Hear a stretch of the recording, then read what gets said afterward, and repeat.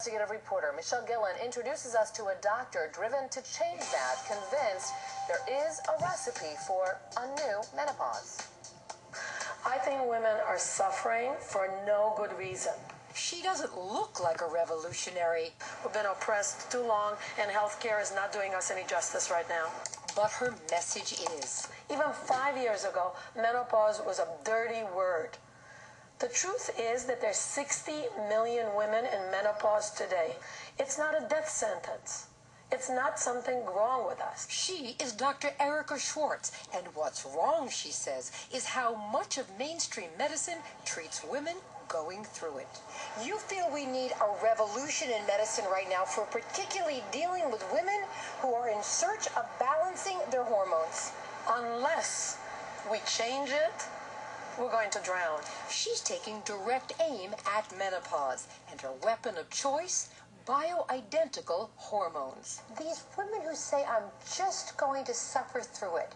We're being brainwashed into believing that we have to accept less than wellness, less than health, becoming old, dried up prunes as we get older, and it's not true. Wellness and disease prevention is in our hands. And you can find it, she says, in bioidentical hormones that are plant-based, as she lays out in this just published article. This is not voodoo. This is not witchcraft. This is not non-science. This is established, regular science. FDA-approved products, prescription medication. Schwartz sees bioidentical hormones as an alternative to synthetic hormones, those that were prescribed to millions of women and that are made from the urine of pregnant horses.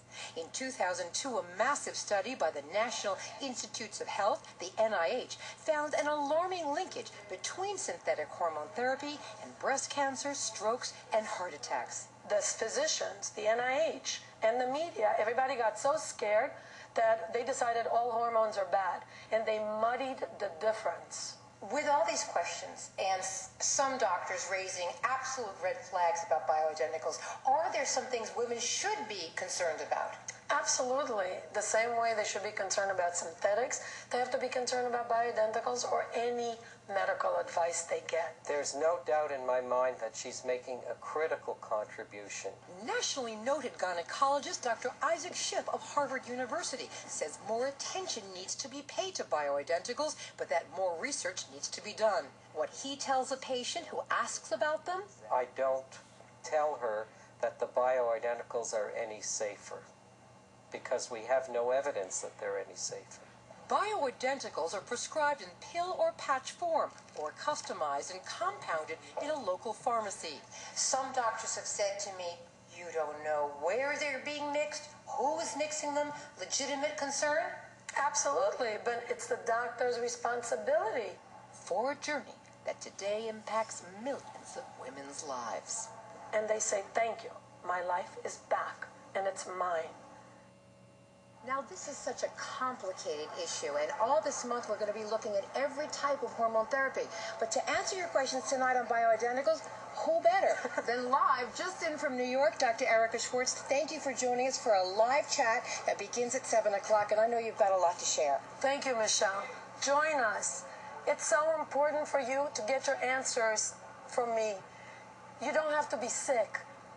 Diet, exercise, lifestyle. Everything. Ask your questions. Everything. We have the answers. We're going to look at everything from diet and exercise, what's zapping your hormones and more. Join us at 7 o'clock. We'll see you in less than an hour.